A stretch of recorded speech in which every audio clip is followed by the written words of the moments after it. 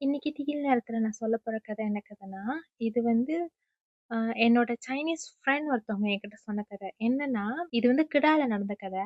என்னன்னா, அங்க வந்து அந்த ஒரு ஏரியால வந்து அ வரிசை கடைங்கலாம் நெறையா இருக்கும். சைனீஸ் எலக்ட்ரிக் கடை இருக்குல்ல, அந்த கடையில நடந்த இன்சிடென்ட் பத்தி தான் இந்த கதை. என்னன்னா, என்கிட்ட சொன்ன கேர்ள் வந்து அந்த அந்த கடையில உள்ளவங்க குடும்பத்தோட சொந்தக்கார பிள்ளை.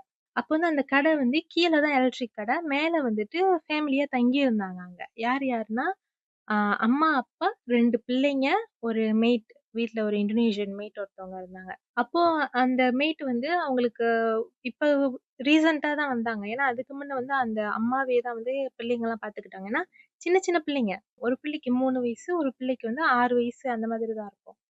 அப்போ வந்து அவங்க அந்த வீட்ல இருந்தப்போ, அன்னைக்கு ஒரு நாள் வந்து எங்க அம்மாவும், அப்பாவும் கடையில வந்து ஜாமான் என்னமோ ஸ்டாக்லாம் எடுத்துட்டு வரணும். எங்க இருக்குன்னு தெரியல. ஸ்டாக் வந்து வந்துகிட்டு இருக்கு. ஸோ அந்த ஸ்டாக்குக்கு எடுத்துட்டு வர்றவங்களுக்கு வந்து பாத காட்டணும். கடைய அவங்களால கண்டுபிடிக்க முடியலன்னு சொல்லிட்டு, இவங்க 2 பேரும் காடி எடுத்துக்கிட்டு அந்த இதுக்கு போயிருக்காங்க. அப்போ வீட்ல வந்து மணி ஒரு ராத்திரி 10 இல்ல 11 இருக்கும். அப்போ வந்து அந்த பிள்ளைங்க 2 பேரும் வந்து மேல தூங்கிட்டு இருந்திருக்காங்க. அந்த மெய்டும் வீட்ல தான் இருந்திருக்காங்க. அப்ப அவங்க அம்மா வந்து என்ன பண்ணிட்டாங்கன்னா, அடுப்புல வந்து என்னமோ சமைக்க போட்டுட்டு அடுப்ப சாத்த மறந்துட்டாங்க. பிள்ளைங்க தூங்க வைக்கிறப்போ, அந்த நாள் வந்து அசந்து அந்த மெய்டும் வந்து தூங்கிட்டாங்க கூடயே. தூங்குனோனே இந்த மெய்டுக்கு தெரியாது. என்னமோ சமைக்க போட்டுட்டு அடுப்ப அடைக்காம போனது அவங்களுக்கு தெரியாது. ஏதோ ஒரு டைம்ல வந்து அவங்களுக்கு அந்த 3 வயசு பிள்ளை இருக்குல்ல, அந்த பிள்ளைக்கு வந்து தொண்டை எரியிற மாரி மூச்சு விட முடியாம அடைக்க ஆரம்பிச்சிருக்கு. அப்ப என்னான்னு சொல்லி பார்த்தப்போ தான் தெரியுது, வீடு நெருப்புடிச்சிருச்சு. அது கேஸ் லீக் ஆனனால நெருப்புடிச்சுச்சா என்னான்னு தெரியல. அந்த கடை வீடு இருக்குல்ல, அது வந்து வரிசை கடை. அந்த கடைக்கு மேல மாடில தான் இவங்க வீடு. ஸோ கீழ கடை. மேல மாடி வந்து நெருப்பு புடிச்சிருச்சு. இந்த வெளிய போனவங்க அம்மா, அப்பாவும் இன்னும் வரல கடைக்கு.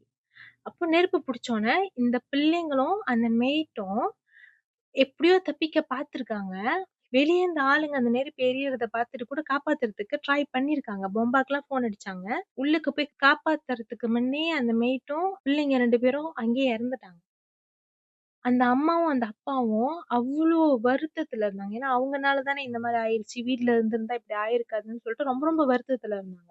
அப்ப அவங்க அந்த அம்மா வந்து என்ன ரியலைஸ் பண்ணாங்கன்னா, அவங்களோட மகளோட குரல் அவங்களுக்கு கேட்டுக்கிட்டே இருக்குமாம்.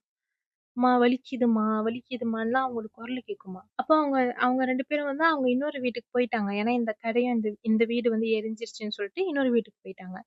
போயிட்டோனே அவங்க ஒவ்வொரு நாளும் அந்த கடை முன்னுக்கு அந்த எரிஞ்ச கடை இருக்குல்ல, அது முன்னுக்கு வந்து உட்காந்து அழுவாங்களாம் அந்த அம்மாவும், அப்பாவும். ரொம்ப அழுவாங்களாம். இந்த மாரி மன்னிச்சிருங்க, மன்னிச்சிருங்கன்னு மன்னிப்பு கேட்டுக்கிட்டே அழுவாங்களாம். அப்போ அந்த கடைய வந்து நெறைய பேர் வாங்கறதுக்கு வந்தாங்களாம். அந்த அந்த ஏரியால வந்து அந்த கடைய நெறைய பேர் வாங்கறதுக்கு வந்தாங்க. ஆனா, இவங்களுக்கு மனசே வரல. இன்னொன்னு அந்த கடை எரிஞ்சாலும், அந்த வீட்டு உள்ளுக்கு வந்து ஜாமான்லாம் வந்து இன்னும் இருக்கு. ஆனா, இவங்க வந்து எதையுமே எடுக்கல. ஏன்னா, அவங்களுக்கு என்னன்னா, இந்த வீட்ல இருந்து தான் பிள்ளைங்க இறந்துச்சுங்க. அந்த ஜாமான்லாம் நாங்க எடுக்க மாட்டோம். இன்கேஸ் அந்த பிள்ளைங்களோட ஆவி இங்கேயே இருந்துச்சுன்னா என்ன பண்றது? அப்படின்னு சொல்லிட்டு அவங்க எதையுமே மாத்தல. எரிஞ்ச இடம் எரிஞ்ச மாதிரியே தான் இருக்கு. ஒவ்வொரு நாளும் அங்க வருவாங்க. வந்து சைனீஸ்லாம் வந்து ஒரு மாரி ஊதுபத்தி ஏத்தி வைப்பாங்க. நம்மள மாதிரி தான் அவங்களும் ஊதுபத்திலாம் ஏத்தி வைப்பாங்க. ஸோ ஒவ்வொரு நாளும் அவங்க வந்து ஏத்தி வச்சுட்டு, அவங்க 2 பேரும் மன்னிப்பு கேட்டுட்டு, சாமியெல்லாம் கும்பிட்டுட்டு தான் போவாங்க. இப்போ வரைக்குமே அந்த இடத்துல வந்து அந்த கடையில அந்த எரிஞ்ச இடம் இருக்குல்ல, அந்த இடத்துல செடிலாம் மொளச்சு காடு மாரி ஆயிருச்சு. அவங்க 2 பேத்துக்குமே வயசாயிருச்சு. அவங்க இன்னமும் ஒவ்வொரு நாளும் வந்துட்டு சாமி கும்பிட்டுட்டு, இந்த மாரி ஊதுபத்திலாம் ஏத்தி வச்சுட்டு தான் போறாங்க. அப்ப வந்து இந்த பிள்ளை இருக்குல்ல, என்னோட ஃப்ரெண்டுன்னு சொன்னேன்ல, அதோட அம்மா, அப்பா வந்து அவங்க கிட்ட கேட்டுருக்காங்க. "நீங்க ஏன் இந்த மாரி இந்த இடத்த விக்காம இருக்கீங்க? நீங்க இதே ஞாபகத்துல இருந்தீங்கன்னா, கடைசி வரைக்கும் உங்கள அந்த குற்ற உணர்ச்சி உங்கள கொன்றும். அதனால இந்த கடைய வித்துருங்க. பிரச்சனை இல்லன்னு" சொல்லி சொல்றப்போ தான், அந்த அம்மா சொல்லியிருக்காங்க, அவங்க 2 பேருமே, "இல்ல, நாங்க ஏன் இங்க ஒவ்வொரு நாளும் வரோம்னாக்கா, நாங்க ஒவ்வொரு நாளும் வந்து அவங்க 3 பேர்கிட்டயும் பேசிட்டு தான் போறோம். என் பிள்ளைங்களும் அந்த மேட்டும் இன்னும் இங்க தான் இருக்காங்க. எங்களால அவங்கள பார்க்க முடியுது. அவங்க கிட்ட நாங்க இப்பலாம் வர்றப்போ, அவங்க எங்க கூட பேசிக்கிட்டு தான் இருப்பாங்க. எங்களுக்கு தான் வயசாகுது. ஆனா அவங்களுக்குலாம் வயசாகல. அதனால நாங்க இருக்கிற வரைக்கும், அவங்களுக்கு ஒவ்வொரு நாளும் வந்து சாமி கும்பிட்டுட்டு, அவங்க கிட்ட பேசிட்டு தான் நான் போவோம்ன்னு சொல்லி சொன்னாங்களாம். அப்போ வந்து இந்த பிள்ளையோட அம்மாவுக்கு வந்து எப்படி அத எடுத்துக்கிறதுன்னு தெரியல. ஒண்ணு அவங்க வந்து மென்டலி கொஞ்சம் டிஸ்டர்ப் ஆயிட்டாங்களா? இல்லனாக்கா அவங்க உண்மையாலேயே அவங்க கண்ணுக்கு தெரியுதான்னு இந்த கேர்ளோட அம்மாவுக்கு தெரியல.